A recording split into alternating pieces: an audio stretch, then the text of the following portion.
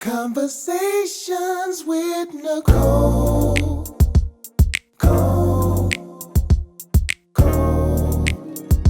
Conversations with Nicole. Let's talk about it. Tell me all about it. I'm here. I wanna know what's on your mind. Ooh, the world needs to hear from you, and I'm so glad to have a conversation to reach the nation. And it's all about you. We'll help each other to discover innovative ways to positively change the world. Let's talk about, let's talk about, yeah. Let's talk about conversations with Nicole.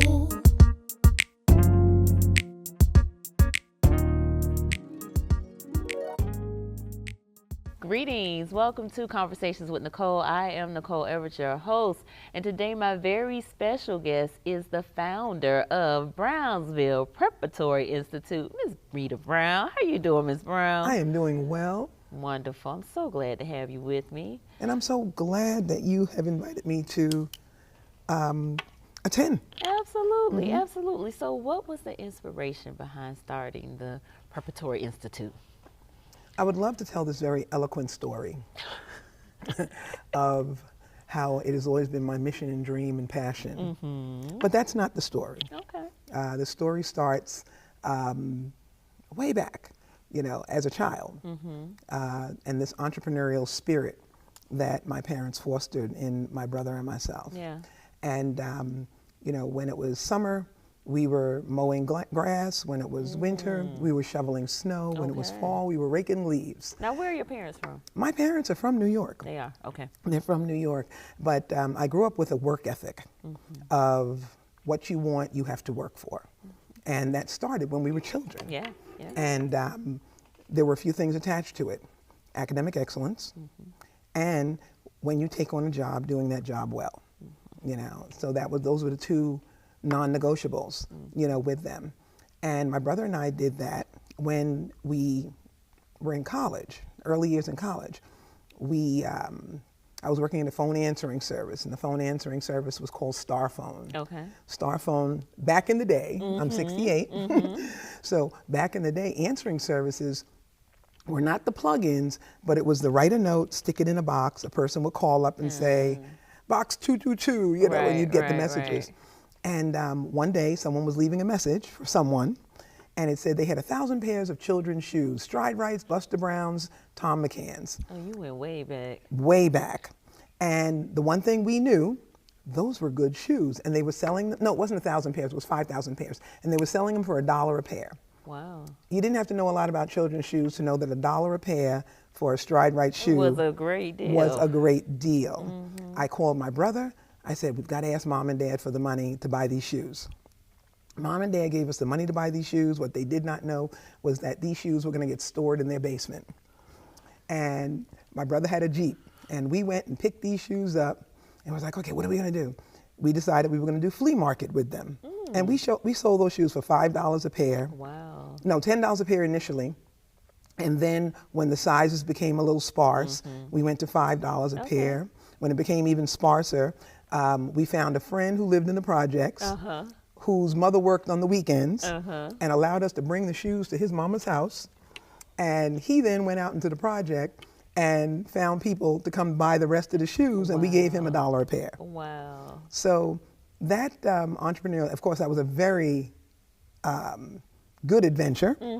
I got to buy a car, my brother got to fix his car, and life was good. But it really did burn something in us. Yeah, yeah. I went on to decide, this was in the early 80s, when Jerry Curl was king. I had a curl. We all had a curl. If we were around during that time, we had a curl. Yes. Okay. And I thought to myself, I'm ready to do a business, but I need something that doesn't expire like food, doesn't change like clothing. I was a marketing major in college. Okay. So I was able to, kind of think about what kind of business can I go into. And I then decided, you know what? Beauty doesn't change. It was the early 80s. If anybody remembers the political climate at that time, a lot of people were losing their jobs. A lot of people were, you didn't have to have college degrees and things of that nature at that time for a lot of very good jobs. Right. Those people were losing their jobs. Young students were getting those jobs, and the world was changing. I decided, you know what? I'm going to do a beauty supply store. Okay. At that time, the industry was not saturated the way it is today. It was actually saturated through distribution of within the Jewish community. They were the ones that actually owned the distribution, and black people were the ones who sold the supplies. And I said, we're going to do this. So we did. We started a beauty supply store. My mother had just retired. My dad was retired already. He would do the cash register. You know, my mom was... It's a whole family business. Whole family business. The building, it was in New York City. The building that we had was a rented store in a neighborhood that wasn't really very, you know, beautiful. It was the hood. But guess what? That's where those supplies sold. Right. The one thing we learned, didn't matter what the economic climate was, our folks were going to look good. We gonna get some beauty supplies. That's it. Yeah. And that turned out really good, except the profit margins were not something that would be sustainable. Gotcha. Because we could not buy in the volume that was necessary. So I thought to myself, service. Service has a higher supply. And I thought, we're going to do nails. Nails was not what it is today. It was not populated the way it's populated today. And I hired a young lady from a neighborhood where people could afford to get their nails done. And she did a really good job. I watched her by day and I practiced by night. There was no such thing as there was no such thing as nail school. So that was how I learned how to do nails. Still do my nails today. Okay, nice. So here we were now in the nail business. My brother was a contractor. We bought the building. Okay. He then converted the building from the beauty supply store, because we were like, okay, 40% margins got to go, 300% margins got to come. Right. And that's what the beauty industry did. Gotcha. We then Now you open a nail salon. opened a nail salon. Okay. My construction brother was able to then put some hair stations in. So we put 3 hair stations in. Wow. And then he renovated the building some more, and we put some barber chairs in. And then we took the next door to the building we own now, and we put some braiders in. And before you knew it, we were running a 25-person salon. Wow. In New York City. Fast forward, I homeschooled my kids. Okay. And I homeschooled my children, not because I wanted to homeschool my children, but because I lived in neighborhoods where my children were minority, and I wasn't feeling good about the responses we were getting. We moved to the area because people said, you move to good neighborhoods, you get good schools. Right. Well, that is true, in a sense, but the populations do matter. And I had a son, his name is Tony. You say up, he say down. You say in, he say out. You say on, he say off. You know, and you know, I was constant. constant.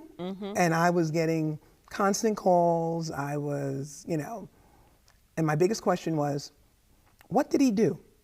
Because he had rules too. Right. And his rules were, you better get your work done. You better never say anything disrespectful. You better make sure that you haven't taken anything from anybody. You have not harmed anybody, you know. And I felt that that was a pretty good feel because if you have me coming up to this school and I find out that this is what you've done, it's going to be trouble. it's going to be trouble. Yeah. So the biggest challenge was he was bored in school. And this is where my experience begins. He was bored in school. I offered to send extra work. The teachers were telling me he needs to learn how to sit still. That was not happening. Yeah. Okay, that wasn't happening, you know. And guess what he learned to do? He learned get his work done first and then cut up. Right. You know? And he was so understanding of what my requirements were that he didn't even fear it, because my response to the teachers always was, can you give him some more work? Because he knows he has to do your work. So just give him some more work. And the response to me was, well, he's done his work. He needs to, you know, read a book, help someone else or whatever, you know. And that wasn't going to be satisfactory. Yeah. By the time he was in the 3rd grade, I got a phone call from the principal one day. And of course, by then I was reading Dr. Jawanza Kunjufu's books, and and had my own thoughts and feelings on these topics. And they told me that he said something very bad to the teacher. Okay. And this was a male teacher. And I said, okay, I'm going to be right there. And I said to myself, please don't let this boy have me act outside of myself. When I asked what did he say, they told me that he told the teacher to kiss things he shouldn't have kissed. Okay. 3rd grade. I'm like, go get him. You know, like, go get him now. They bring him to the office, and I'm like, okay, tell me now. They told me what you said. You need to verify. Yes. What did you say? He confirmed what he said.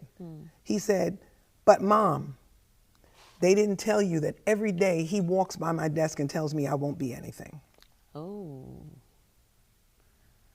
Wow. I breathed. I looked at the principal, and I said, I need him to go to the office. Not back to the class, Right. but I need him to go to the office. I spoke to the principal. I said, I'm going to need you to go get the teacher. So do whatever you need to do to make this happen. I said, because we need to verify what it is that's going on. In bringing the teacher in, the teacher was extremely red-faced about being called in, and I think probably knew what the next conversation was going to be. And I told him what my son told me, and I said, I just need to know, is he telling me the truth? I said, before you answer that question, I need you to understand that I know parents in that class. They live in my neighborhood. I said, and before you can get to any of them, I'm going to have already asked them if their children have any information on this, and I'm going to be able to ask their children. Because my son told me in that same moment, and the kids laugh at me when he does that, which means this is not a quiet thing. Right. This is something that is happening in the room. He said, well, that's not really exactly what. And I said, what exactly is happening?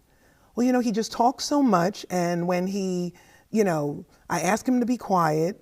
I said, has he finished his work? And I asked my questions. Has he finished his work? Does he bother other children, you know, physically, or aside from talking, you know? Is he taking anything from anybody? You know, well, no. And how's he doing with his work? Well, you know, he's a good student, you know. And that was enough for me. I looked at the principal. I said, I'm withdrawing both of my children today. I said, and I'm going to be following up with what has gone on here. Wow. I pulled my children out. I had no clue what I was going to do. But you knew they weren't going back there. I just knew they weren't going back there. Yeah. And I decided that day, I guess I'm going to homeschool my kids. Wow. Considering that the child I'm speaking about is now 37, you can imagine how many years ago it was. Right. And homeschooling wasn't what it is today. The resources were not there. I lived in New York City, thank God. The math class was the grocery store, and the science class was the Liberty Science Center, and you know, social the history was the museums of natural history, and then I bought books, and we began to do school. I said, oh, by the way, that other one that's in the 2nd grade class, go get him too. Well, no, he's fine, because that was my quiet child. You know, I said, oh, no, because we're not going to give you an opportunity to ruin any more spirits. Right. Because here's what I knew. Wow. I knew that in educating a child, it is not just about teaching them A, B, and C.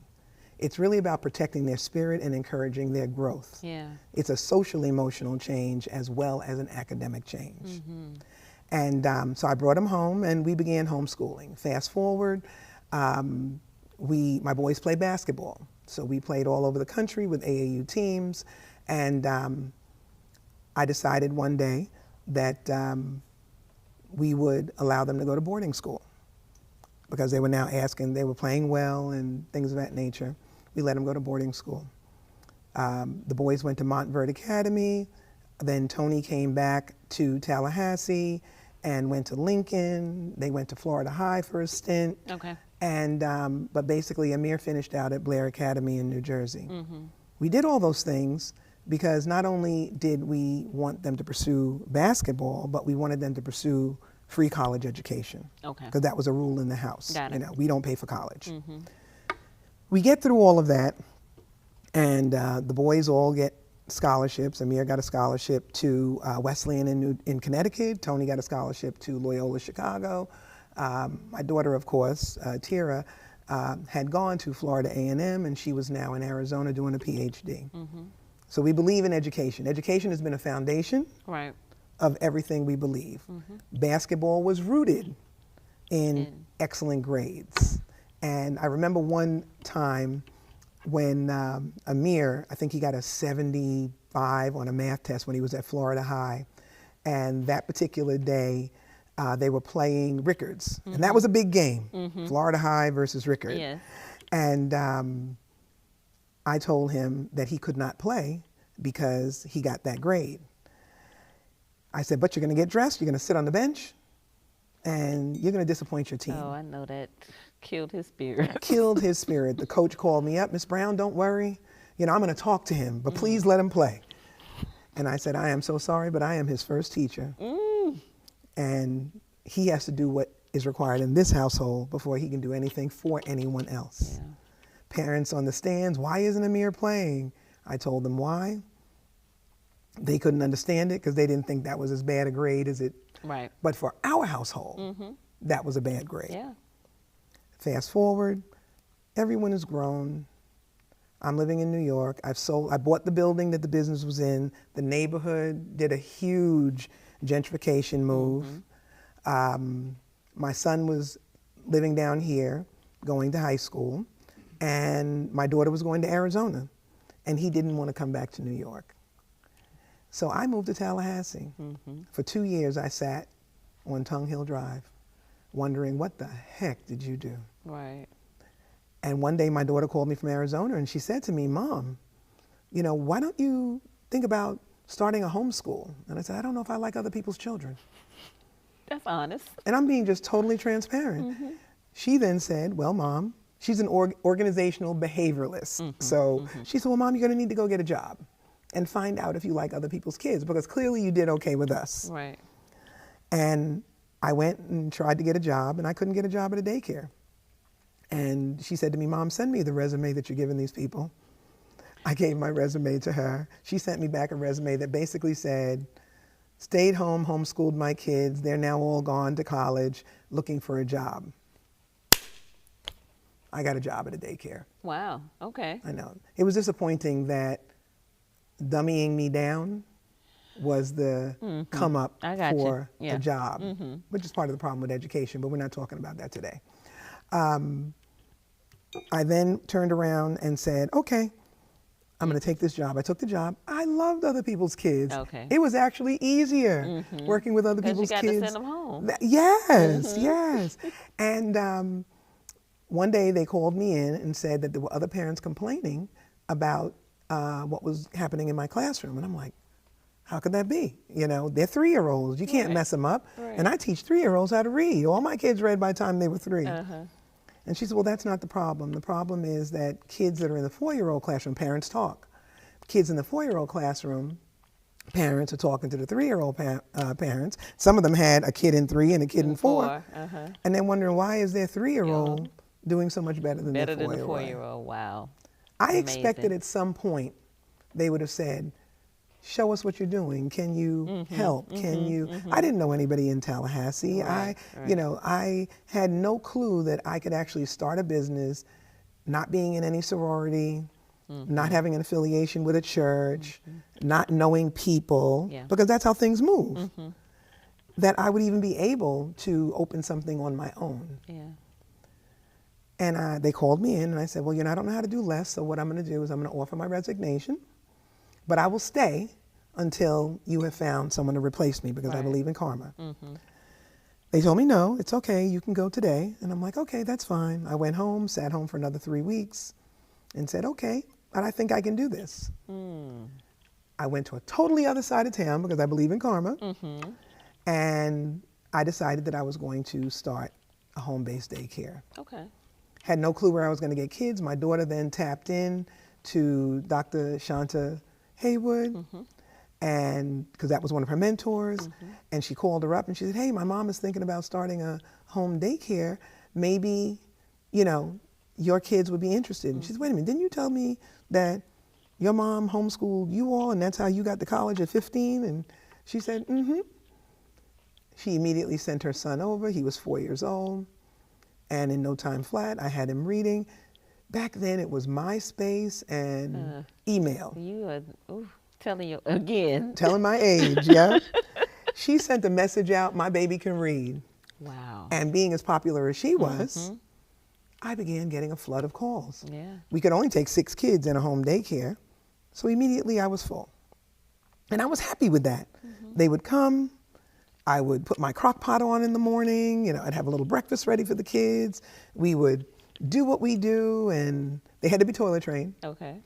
And then they would pick them up by 5:30 and go home. Wow. I'd close the door to the room we had set up. And that's all she wrote. I expected that I was going to roll out the next however many years doing that until I was tired of it and move on. That very same Dr. Shanta Haywood had another little child, and she said, Miss Brown, you got to move out of Buck Lake. She's driving from up Thomasville Road, over to Buck Lake, down to Florida A&M, you know. And I said, well, you know, I really don't want to do anything like that. She said, I have a building that's available. Okay. And I said, well, I don't even know if I want to do that. You know. She said, but I'm going to give you rent for free. I'm an entrepreneur. You are. It tapped you on the shoulder. Yep. I then went to look at the building, and I was like, okay, this is great. Perfect. 3 classrooms. Got it all set up, and we started, you know, with 6 kids in the building. Probably a month later, the 27 spots that I have were full, and I was still fine. Right. I didn't see anything past that. The waiting list grew. One day, Pastor Elwood from New Mount Zion Church called me up, and he said, you know, my son has been on this list for a couple of years now. And he's now 3 years old, and they're telling me that he can't get in because you don't have space. He said, I think you have a problem. I'm like, I don't know if I have the problem. Right. Because I'm good. I'm good. I'm good. He invited me over to New Mount Zion to take a look at the space. He said, Miss Brown, I walk through these halls every day. He said, and I hear children's voices. And those children's voices are filling this building. But New Mount Zion is a church that works in excellence. And I can't imagine putting anything here that was not doing good work. I said, well, I don't know if I can afford all of this, because it was way more than I could have, you know. And he made me an offer I couldn't refuse. Nice. And we moved into New Mount Zion. I was worried about the amount of space and having to now fill it, but I think within probably about 3 months, we had filled this space on one side of the building. Yeah. Probably had more waiting lists. Another year or two, we were like, can we get a little more space, you know? And they allowed us to start using the other part of the building. COVID came, and life was not good for a lot of people. But we're most proud to say that we were able to pay our rent every month through COVID because our parents continued to pay their bills. And the school continued to grow. His child, of course, got in. Of course. Exactly. And it was a wonderful thing. New Mount Zion has been a pleasure for us to be in. The board of trustees, all of the entities that govern the church have always been welcoming, and we treat this place like our own. Nice. You know, if there's a leak somewhere, we're going to tell you about it. We know this building better than probably most of the members because we're here all the time. Yes. And so how many years are we talking, Ms. Brown? Oh my goodness, this all started in 2006 at my house.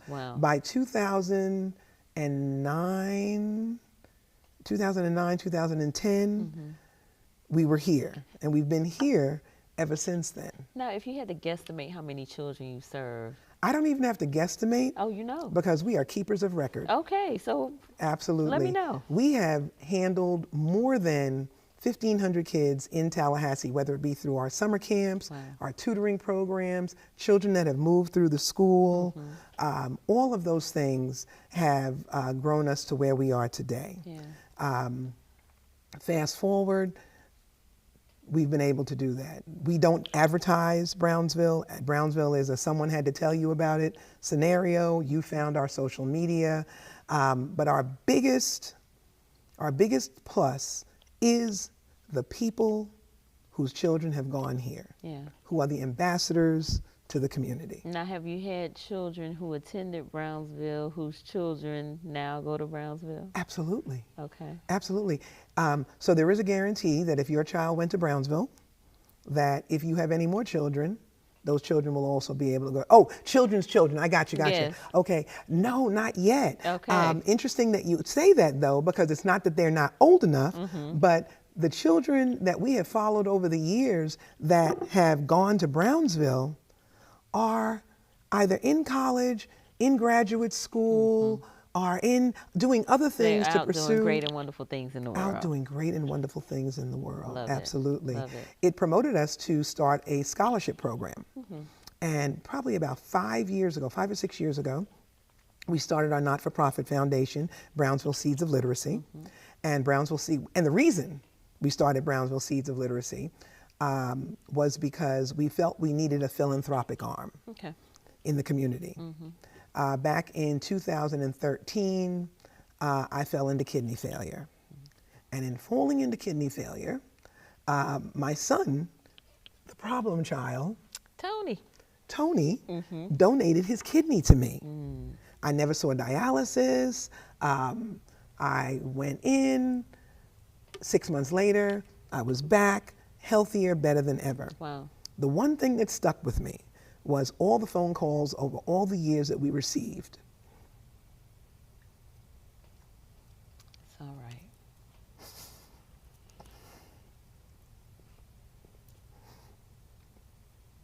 From parents who wanted their children to go to Brownsville, Yeah. but were unable to afford for them to do so. And what came to me was, I'm so sorry. No, no apology necessary at all. It's okay. What came to me was, if I had to purchase a kidney, would I be able to do it? And the answer to that was no. Yeah. And I said, education can't be an entitlement. And we didn't accept the ELC, readiness program or the VPK program. And not because we didn't want to. It's because we just always stayed full with Yeah. people that could afford to pay. Right. And I think Brownsville has gotten a rap over the years of being a place where parents of affluence were able, black parents Yes, of affluence, were able to send their children. And that's because we've had some very notable parents whose Right. children have gone here. Right. Ben Crump's daughter went Yeah, here. yeah. Doctor such and Right, such, right, lawyer right, right. such and Yeah. such. Everything, they've all gone here. And I decided that we were going to begin to accept the readiness program, even though it was going to be more work, and because of the manipulation of papers and Right, entities right, and all right. those kinds of things, because I said it can't be a situation where only those who could afford it would be able to come. So I applied for the programs, and we began to take the students in. Much to my surprise, some of our parents were not happy that we began to take those programs in, because in their mind, they felt that it would change Brownsville. I'm here to tell you, the devil is a liar. Okay. And the best part about Brownsville is you don't know if Who- there's a kid Yeah. whose mom works Dollar Tree and Publix in order to love make that. ends meet, That's or awesome. whether it's Dr. such and such's child That that is goes here. awesome. When they sit in those classrooms, You don't know. they look equal. Yep. And they look equal because they're receiving the same thing. And that has been encouraging to me over the years. That is very encouraging. That's what got us to start the not-for-profit, Okay. because we needed to be able to not only, because we still couldn't house the amount of children that we wanted to serve. And we started doing a summer program. That summer program was at Bethel AME over on the other side. And we had about 125 kids a summer Right. that would come there. And those parents would tell us over the years that that summer program enabled their children to go back to school on level, above level, that's awesome. and do well. You know, COVID came, all of that shut down, Right. and we were unable to do that. Once life came back to normal, we decided we would start doing it again. By now, they had other programs that were available, like the Children's Services Council, Right. that now you could apply for a grant and be able to do the same thing Yes. for free. Yeah. And Which is tremendous. It is tremendous. Yeah. It is absolutely tremendous because so many parents need it. And I think that sometimes there is a thought that parents can afford, you know, these Yeah. extra things. But when you have to figure out rent or mortgage, childcare, Transportation. food, transportation, Yeah. the time you get off of work, the time you start yeah. work, all those different It's- things, it's- these programs are vital, They are. not just to the person who may have nothing, but these programs are vital to that workaday parent who is using every dime they have Yeah. just to keep the lights on. Absolutely. You know, so we began doing that, and we began doing other things to raise money. Our parents at Brownsville, there is a requirement to go to Brownsville that you donate 15 hours per school year. Okay. Every family has to donate 15 hours per school year. Love it. That has been huge Yeah, I'm because that sure. has given us the legs to do the things that we you do yeah. in the community. So I didn't even get to ask any of my questions. I'm so sorry. But my final question Yes, for ma'am. you is, I'm gonna have to bring you back, that's all, That's is what do you believe is your greater work, which would be sort of like the equivalent of your superpower? I already kind of know because you already kind of talked about it, but what is your greater work, Ms. Brown? If somebody asked me what my greater work and my greater worth was in all of this, it would be my ability to inspire not just children, not just parents, but our teachers. Because the biggest thing that parents have always been worried about is when Miss Such and Such is moving on. Oh my gosh, Miss Such and Such is moving on. Brownsville will never be the same. Right. 20 years later, Brownsville is the same and better. And the reason for that is because we take teachers in who don't have experiences. We work with the colleges of education. Those teachers come through the building. My assistant principal was an intern at FSU. My director of operations was an intern in undergrad at Florida A&M. She's getting a PhD next month. Wow. My business manager was an intern out of FSU social work school. If you look at every teacher in our building, they at some point were an intern at Brownsville because what we do, which is teach 3-year-olds how to read, is not part of their college curriculum. So often people will tell me, well, you know, I know a teacher and she's got 10 years experience. A teacher with 10 years experience may not be adequate as one of my teachers who did an internship and are now a teacher in the building because we have something called the Brownsville Way. Okay. And there's a lot of things that we do that are not conventional to stereotypical education ways. yeah. We have started a consultant program. We are looking to do an expansion of Brownsville in micro school land. Okay. And Brownsville is a micro school. It's the original micro school. You know, they've now given it a term. Right. And what we're looking to see for our future, we're looking to see that teacher who may have been a teacher for several years but has wanted to do more, who wants to maybe be a school leader, come to us. We field another location. Okay. We put them in place. And we do franchise models of Brownsville. Brownsville love is not that. supposed to be one building in Tallahassee. It is not. We definitely need to replicate it. So again, you're gonna have to come back.